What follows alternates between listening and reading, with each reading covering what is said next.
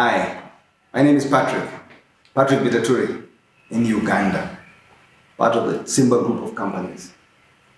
Today I want to talk about leadership. Leadership at a national level, which involves our political leaders, leadership in business. Regardless of where you are, what space you're in, public or private, leadership is key to success.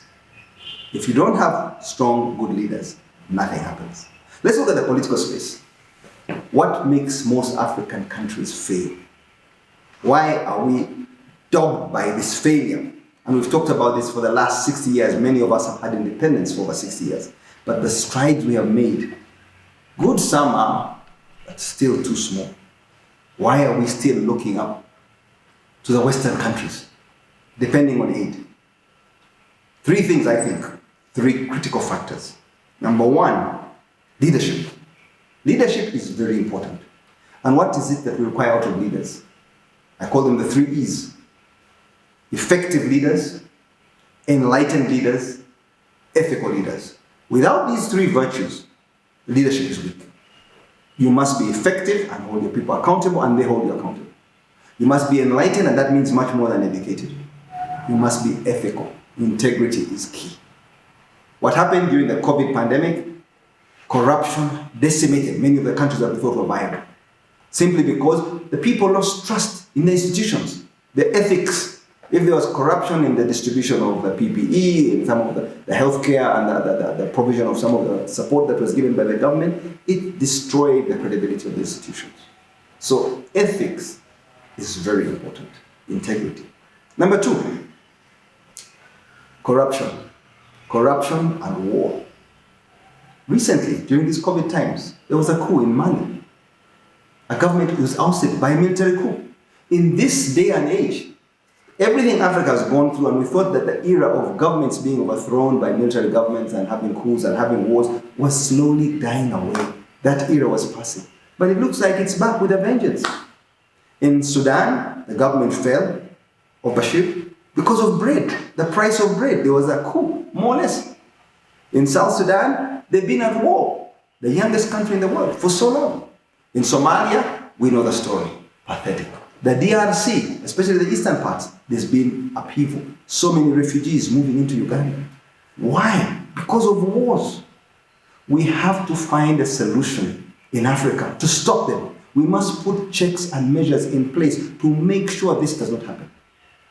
After the Second World War, the Europeans got together and they agreed on certain mechanisms to minimize wars. And most of the big European countries have never gone to war. They have a lot of internal issues, but they don't go to war. They find a mechanism of resolving their problems. Some of the countries on the borderline have gone into war, and they've quickly moved to contain the damage and get them on the right road. Ethnic divisions, small things that were primitive, they've been ironed out.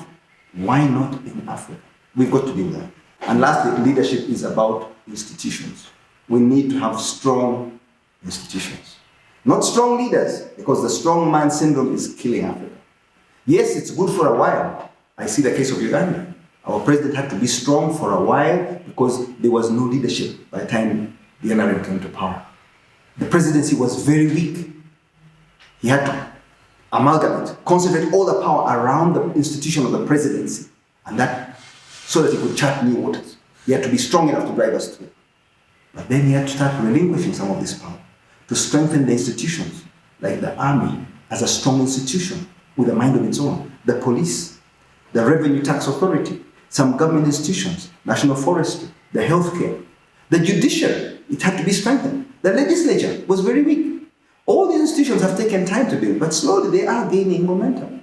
But he's still very strong as an individual. The big question is, what happens after him? Will we have another strong leader able to hold these institutions together? The other question is, are these institutions strong enough on their own? Have they got a robust mechanism around them to keep them going forward? To collect the tax authority and use it wisely? Is the Ministry of Finance going to remain the main ministry in government and all the other ministries report through the PS of Finance for their accountability? Will Parliament always hold people accountable on how they appropriate these funds? These are some of the questions we must ask, and we must see the need for having strong institutions and not strong leaders. Maybe it's good to have a strong leader for some time, but we need to strengthen the institutions, and then the country can keep going. In the first world, the developed countries, are not concerned about the leader. Whether you're strong or weak, the country will keep growing, going forward. I was a student in Thatcher's days, and she was a very strong leader.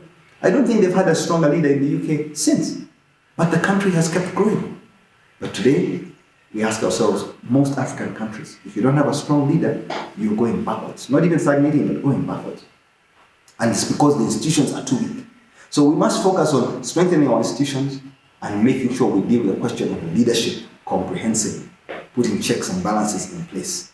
That's the only way we shall transform our country. When we transform our countries, we shall transform the region. In Rwanda, they've had a strong leader. In Kenya, they've had more strong institutions, not such strong leaders, but also a strong leader has come to play. Tanzania has had a strong leader, but he's strengthening institutions. We will not evolve unless we work together as regional blocks and then start making big strides. And that's the challenge we have. I leave that with you to think about. What role will you play? Some of us are in the twilight of our times, and we shall be passing on the mantle. The next generation has got to think seriously about these things. And that's what socio-economic transformation will cost. Thank you.